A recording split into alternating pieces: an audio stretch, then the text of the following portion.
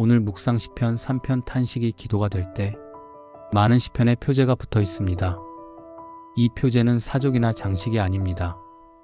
히브리 성경에는 표제가 그 시편의 첫 번째 구절로 포함되어 있습니다. 표제를 건너뛰지 말고 반드시 읽어야 한다는 뜻이며 무심결에 읽을 것이 아니라 성경 말씀을 읽듯이 곱씹고 묵상하며 읽어야 한다는 뜻입니다. 표제를 읽으면 그 시의 분위기는 물론 상황까지 한 번에 파악할 수 있습니다. 시편 3편은 이른 아침 기도라고 되어 있고 그 아래는 다윗이 아들 압살롬에게 쫓길 때 지은 시라는 해설이 붙어 있습니다. 아들에게 쫓기던 다윗이 밤잠을 이루지 못하고 이른 아침에 일어나 이 시로 기도했다는 것을 짐작할 수 있습니다. 압살롬의 반역 사건은 사무엘하 13장에서 19장까지 무려 7장에 걸쳐 자세하게 기록되어 있습니다. 아들이 자기를 죽이려고 칼끝을 겨누었다는 것과 아들을 피해 달아날 수밖에 없었다는 사실은 그 자체로 충격적입니다. 명예를 생명보다 중요하게 여겼던 시대였다는 점을 생각하면 아들에게 쫓겨 도망하는 아버지 다윗의 모습은 말로 설명하기 힘들 만큼 수치스럽습니다. 왕의 가문에서 일어난 일이어서 그 무게감과 농도는 상상을 뛰어넘습니다. 아버지 다윗, 나라의 통치자 다윗이 어떤 마음이었을지 가늠하기 어렵습니다. 1절부터 3절에서 많다는 말이 3번이나 나옵니다. 다윗을 대적한 사람의 수가 정말로 많다는 뜻이며 그가 처한 상황이 몹시 심각했다는 것을 알려줍니다. 작심하고 철저하게 준비해서 등에 칼을 꽂는 아들 압살롬과 압살롬의 뒤를 따르는 수많은 군인과 백성이 다윗을 배반했습니다. 누구보다 믿고 사랑했던 아들과 자식처럼 여겼던 부하와 백성의 배신과 배반은 그 자체로 커다란 충격이었을 겁니다. 동시에 그들은 적이었습니다. 다윗을 대적한 사람은 많았고 그들의 위세는 기세등등했습니다. 더 가슴 아픈 사실이 있습니다. 그 많은 사람이 다윗 손가락질하고 혀를 차면서 하나님도 너를 돕지 않는다고 빈정댄 것입니다. 그리스도인이라면 이 사실이 주는 고통과 무게감을 이해할 것입니다. 다윗은 늘 하나님을 바라고 구하고 신뢰하며 살았습니다. 그가 하나님을 사랑하고 신뢰하며 예배하는 사람이라는 것을 주변 사람이 다 압니다. 문제는 하나님의 도움이 가장 절실한 순간 하나님께서 침묵하시는 것처럼 보인다는 사실입니다. 그가 처한 현실을 보십시오. 아들이 자신을 대적하고 수많은 군인과 백성이 등을 돌렸습니다. 그들을 피해 황급하게 도망쳐야 했습니다. 하나님이 다윗의 편이라면, 하나님께서 다윗을 위하신다면 이런 일은 일어나지 않을 것이라고 생각하고 말하는 사람이 적지 않았을 겁니다.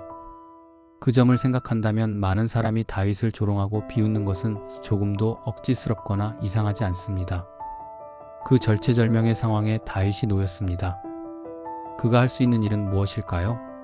그 두렵고 민망한 수치스러운 상황에서 사방으로 우겨 쌈을 당한 것 같은 시간 속에서 다윗은 여전히 하나님을 바라보고 하나님께 부르짖었습니다. 글쎄요, 달리할 수 있는 일이 없었다고 말해도 지나치지 않아 보입니다. 요즘 사람들이 자주 사용하는 일종의 정신 승리처럼 보인다고 말할 수도 있을 것 같습니다.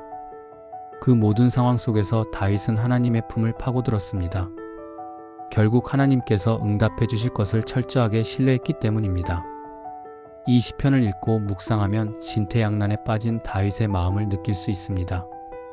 적국의 왕이나 군사들과 전쟁했다면, 이스라엘 백성 중에서 그를 싫어하는 사람이 적이었다면 마음이 그렇게나 복잡하진 않았을 것입니다. 안타깝게도 다윗의 목숨을 정조준한 창과 칼의 손잡이를 움켜쥔 사람은 그의 아들이었고 압살롬의 뒤를 따르는 군인 역시 한때 다윗의 수하였던 사람이었습니다. 원수의 뺨을 치고 악인의 일을 부러뜨려 주시길 기도한다는 것은 아들과 그의 백성에게 주의 진노를 쏟아부으시길 바라는 기도입니다. 그렇다고 기도하지 않는다면 그를 비웃는 사람들에게 또 다른 빌미를 제공하는 일일 것이며 무엇보다 하나님을 신앙하고 신뢰하지 않는 태도처럼 보일 것입니다. 이 난감한 상황에서 다윗은 하나님을 신뢰하며 하나님의 은혜를 구했습니다. 구원은 주님께만 있으며 주님의 백성에게 복을 내려주시길 간구하는 다윗의 이 기도는 자신만을 위한 기도가 아니라 자기를 위한 기도이자 아들 압살롬과 이스라엘 백성을 위한 기도일지 모릅니다. 이러지도 저러지도 못하는 상황 속에서 어떻게 기도해야 할지 몰라 하나님의 구원과 도우심을 간구하는 탄식에 가까운 기도일지 모릅니다. 다윗의 이 탄식에 가까운 기도를 보면서 나의 하나님 어찌하여 나를 버리시냐고 기도하신 예수가 떠오르는 것은 우연한 일인지 당연한 일인지 모르겠습니다. 우리도 다르지 않습니다. 우리는 종종 무엇을 기도해야 할지 모릅니다. 때때로 하나님을 신앙하지 않는 사람으로부터 이유 없는 조소나 손가락질 받을 때도 있을 것입니다. 그때 우리는 이 시편을 읽고 묵상할 수 있습니다. 다윗의 탄식에 가까운 기도를 빌려올 수 있습니다. 결국 하나님을 소망하고 신뢰하며 하나님의 구원을 간구하고 어려운 상황 속에서 건져내 주실 것을 기도할 수 있습니다. 다윗을 건져주신 하나님, 예수를 죽음에서 일으키신 하나님은 우리도 건져내시고 구원하시며 높이 들어주실 것입니다. 오늘 기도 1. 사방이 막막하고 대적자가 많은 위기 속에서도 환경에 압도되지 않고 오직 나의 방패이자 영광이신 하나님만을 끝까지 바라보게 하소서. 2. 하나님의 도움을 받지 못한다는 세상의 조롱과 냉소적인 평가에 마음을 뺏기지 않고 내 기도를 들으시는 하나님을 신뢰하며 평안을 누리게 하소서. 3.